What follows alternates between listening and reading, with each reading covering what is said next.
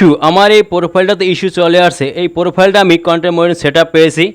Setup পাওয়ার পর কিছুদিন পর আবার ইস্যুটা চলে আসলো। আমার এই ভুলের কারণে আমি ইস্যুটা খেয়েছিলাম। যারা আমার মতো ভুলের কারণে ইস্যু খেয়েছেন, এই দেখেন ইস্যুটা আমি দেখাচ্ছি আপনাদের বারে। এই ইস্যু থাকে না, ইস্যুটা কদিন পর চলে যায়। একটু নিয়ম মেনে কাজ করলেই হয় এবং কয়েকবার আবেদন করবেন। কীভাবে আবেদন করেন সে বিষয়ে টিউটোরিয়াল সেগুলো দেখেন। আমার আছে অন্যদের দেখেন, এই ইস্যু চলে গেছে এই দেখেন। এবং নিয়মিত লাইভ ভিডিও করতে হবে। লাইভ ভিডিও করলে ইস্যুটা থাকে না, এখানে লাইভ ভিডিওর প্রাধান্য বেশি দেওয়া হয়। এই দেখেন আমার এই প্রোফাইলে ইস্যু নাই। এভাবে ইস্যু আসলে অনেকে সমস্যা ভোগেন বা ভাবেন কি হবে, আমার প্রোফাইলে কি চলে যাবে, সেটআপ কি চলে যাবে, মনিটরিং সেটআপ কি চলে যাবে। আসলে কিছুই না। ইস্যু আসলে ইস্যুর যাওয়ার সমাধানও আছে, সে বিষয়ে অনেক ভিডিও সেগুলো দেখেন। আমার এখানেও আছে ইব্রাহিম টিস অল 87 পেজে, এটা আপনারা দেখতে পারেন। ইস্যু আসলে ইস্যু চলে যায়, কীভাবে চলে যাবে সে বিষয়ে অনেক ভিডিও সেগুলো দেখেন।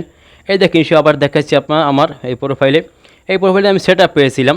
যাই হোক, এভাবে আপনারা দেখেন ইস্যু নিয়ে কোনো চিন্তার কারণ নাই। ইস্যু আসলে ইস্যু খাবেন, আবার ইস্যু চলে যাবে। এটা আপনার বা আমার ভুলের কারণে হয়ে থাকে। এটা আসলে ফেসবুক আমার জন্য সহজ করে দিয়েছে।